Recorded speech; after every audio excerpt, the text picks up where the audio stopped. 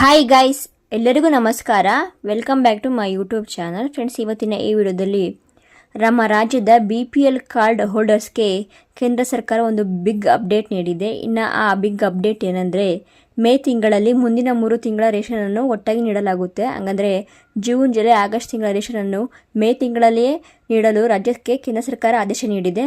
ಅದಕ್ಕೆ ಬೇಕಾದ ಸಕಲ ಸಿದ್ಧತೆಯನ್ನು ಈಗಾಗಲೇ ಮಾಡಿಕೊಳ್ಳಲಾಗಿದೆ. ರಾಜ್ಯ ಸರ್ಕಾರ ಈ ನಿರ್ಧಾರ ತೆಗೆದುಕೊಳ್ಳೋದಕ್ಕೆ ಕಾರಣ ಏನು ಹಾಗೂ ಇದರಿಂದ ಸಾರ್ವಜನಿಕ ಆಗೋ ಉಪಯೋಗ ಏನು ಇತ್ಯಾದಿಗಳ ಬಗ್ಗೆ ಸಂಪೂರ್ಣ ಮಾಹಿತಿಯನ್ನು ಈ ವಿಡಿಯೋದಲ್ಲಿ ನಾನು ನಿಮ್ಗೆ ತಿಳಿಸ್ಕೊಡ್ತೀನಿ. ಇದಕ್ಕೂ ಮುಂಚೆ ನೀವು ಇನ್ನೂ ನನ್ನ ಚಾನಲ್ಗೆ ಸಬ್ಸ್ಕ್ರೈಬ್ ಆಗಿಲ್ಲ ಅಂದರೆ ಕೆಳಗಡೆ ಕಾಣಿಸೋ ಬೆಲ್ಲೈಕನ್ನ ಪ್ರೆಸ್ ಮಾಡಿ ಆಲ್ ಅನ್ನು ಆಪ್ಷನ್ ಸೆಲೆಕ್ಟ್ ಮಾಡಿ. ಪ್ಲೀಸ್ ಸಬ್ಸ್ಕ್ರೈಬ್ ಮಾಡಿ, ಸಪೋರ್ಟ್ ಮಾಡಿ. ಬನ್ನಿ ವಿಡಿಯೋ ಸ್ಟಾರ್ಟ್ ಮಾಡೋಣ.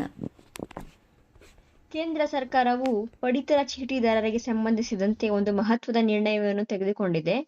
ಮಳೆಗಾಲದ ಸವಾಲುಗಳನ್ನು ಮುನ್ನೆಚ್ಚರಿಕೆಯಾಗಿ ನಿಭಾಯಿಸಲು ಜೂನ್, ಜುಲೈ ಮತ್ತು ಆಗಸ್ಟ್ ತಿಂಗಳ 3 ತಿಂಗಳ ಕಾಲದ ರೇಷನ್ ಪಡಿತರವನ್ನು ಏಕಕಾಲದಲ್ಲಿ ಅಂದರೆ ಮೇ 31ರ ಒಳಗೆ ವಿಸ್ತರಿಸುವಂತೆ ಆದೇಶಿಸಲಾಗಿದೆ. ಇದು ಫಲಾನುಭವಿಗಳಿಗೆ ದೊಡ್ಡ ರಿಲೀಫ್ ಆಗಬಹುದು, ಏಕೆಂದರೆ ಮಳೆಗಾಲದಲ್ಲಿ ಸಾಗಣೆ ಮತ್ತು ಸಂಗ್ರಹಣೆಯ ಸಮಸ್ಯೆಗಳು ಸಾಮಾನ್ಯ.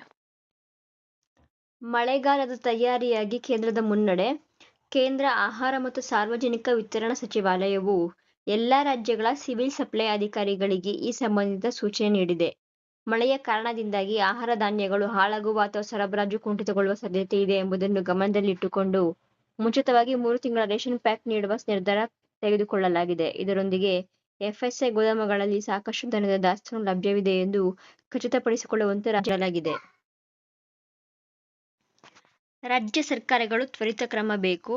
ಕೇಂದ್ರವು ರಾಜ್ಯಗಳ ಸಮನ್ವಯದೊಂದಿಗೆ ತ್ವರಿತ ವಿತರಣೆ ಮಾಡುವಂತೆ ಹೇಳಿದೆ.